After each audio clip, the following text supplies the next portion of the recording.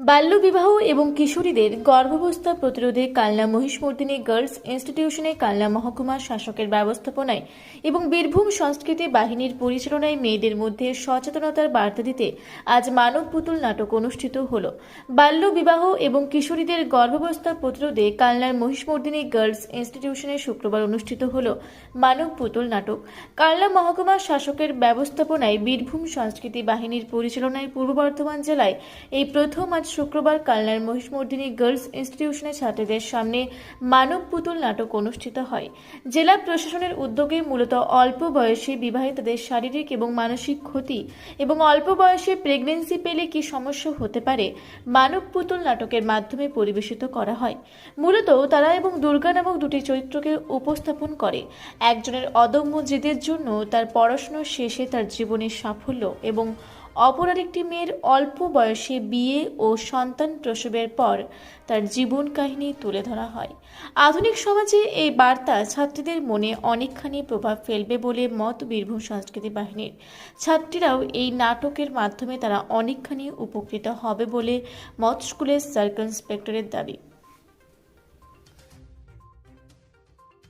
বলছি, আজকে আপনাদের কি অনুষ্ঠান ছিল এবং কি দেখানো হলো বাচ্চাদের?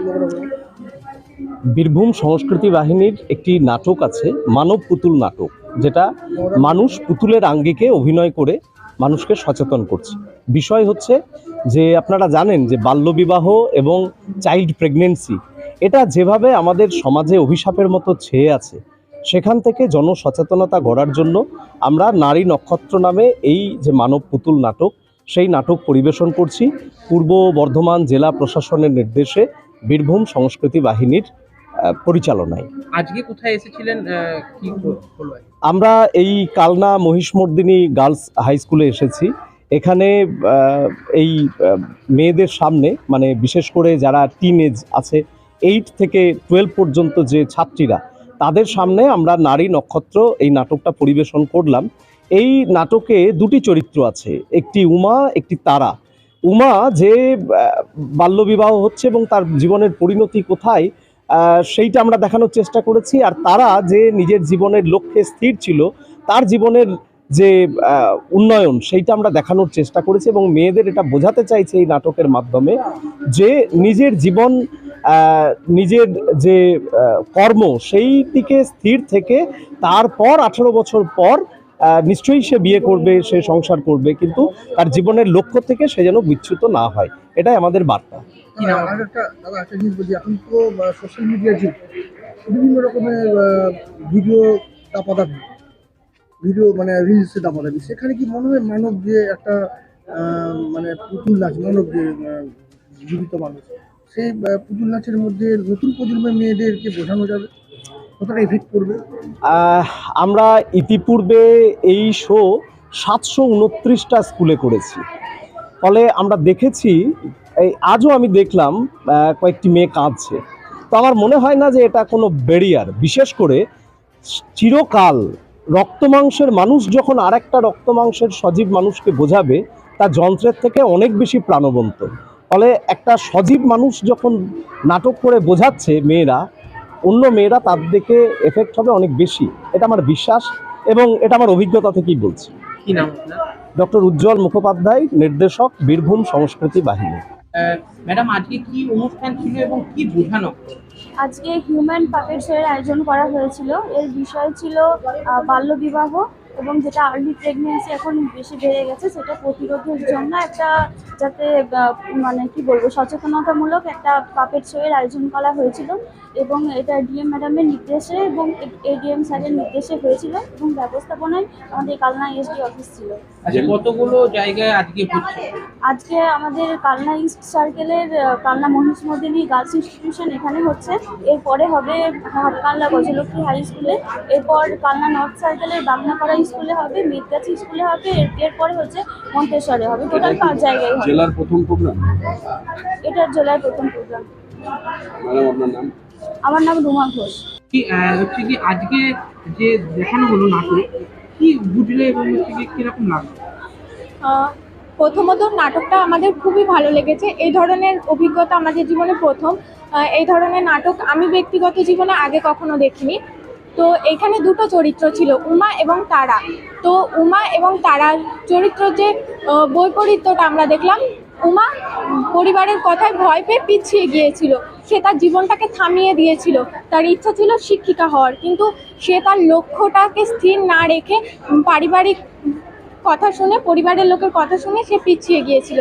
কিন্তু তারা যে চরিত্রটি, সে তার লক্ষ্যটাকে স্থির রেখেছিল, সে জেদি ছিল এবং তার লক্ষ্যে সে এগিয়ে গিয়েছিল, ফলে সে সফল হতে পেরেছিল। তাই আমাদের জীবনে বিভিন্ন সময় ওঠাপড়া আসবে, বিভিন্ন জন আশেপাশের লোক বিভিন্ন রকম কথা বলবে, কিন্তু আমরা নারী হয়েছি বলে এই নয় যে আমরা নিজেদেরকে থামিয়ে দেবো, একটা পজিশনে গিয়ে থেমে যাব। আমাদেরকে সবসময় নিজেদেরকে এগিয়ে পড়ছে কিনা আমাদের এইসব দিকে খেয়াল রাখতে বলেছেন ম্যাডামরা, এবং আমরা তার দিকে নজর রাখছি প্রখর। কিন্তু তার সত্ত্বেও কিছু কিছু ক্ষেত্রে দেখা যাচ্ছে যে অনেকে লুকিয়ে লুকিয়ে বিয়ে করে নিচ্ছে, এতে সত্যি সমাজের অনেক ক্ষতি হচ্ছে, তারা বুঝতে পারছে না। কিন্তু উমার মতো পরবর্তীকালে যখন গিয়ে তারা বুঝছে, তখন পুরো জীবনটা শেষ হয়ে যাচ্ছে। এটা যেন না হয়, এটা আমার সবার কাছে কামনা। আমি সবার কাছ থেকে এটাই চাই, সকলকে অনুরোধ করব যেন কেউ কোনো প্রকার ফোর্সের জন্য জীবনে এমন কোনো সিদ্ধান্ত না নিয়ে যায় যাতে তার জীবনটাকে সেই সিদ্ধান্তটা শেষ করে দেবে, যেটা উমার ক্ষেত্রে আমরা দেখলাম। আমার নাম তানিয়া সুলতানা, আমি ক্লাস 12-এর ছাত্র।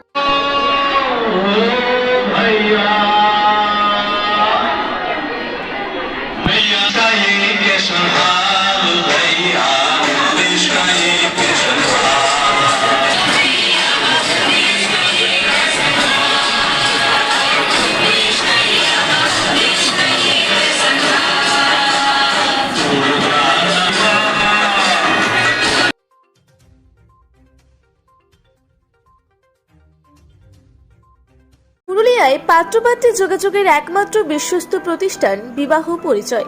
আপনার মনের মতো জীবনসঙ্গী খুঁজতে আপনার পাশে রয়েছে বিবাহ পরিচয়। তাই আর দেরি না করে আজই যোগাযোগ করুন বিবাহ পরিচয় municipality commercial complex, 2nd floor, Chaibasa road, opposite PWD office, Purulia. Mobile নম্বর 9232440272 অথবা 8370970472। পুরুলিয়া শহরে এখন স্বল্প খরচে উন্নত ও অত্যাধুনিক চিকিৎসা পরিষেবা বর্ধমান হসপিটালে। এখানে general, laparoscopic, gynaecologist, paediatrician, anaesthetist, general physician, orthopaedic সহ বিভিন্ন রোগের অভিজ্ঞ ডাক্তারবাবুরা নিয়মিত রোগী দেখছেন। এছাড়াও 24 ঘন্টা বিনামূল্যে অ্যাম্বুলেন্স পরিষেবা রয়েছে, স্বাস্থ্যসাথীর সুবিধাও। যোগাযোগ করুন বর্ধমান হসপিটাল, রাঁচি রোড, সৈনিক স্কুলের নিকটে। মোবাইল নাম্বার 8918968624 এই নাম্বারে।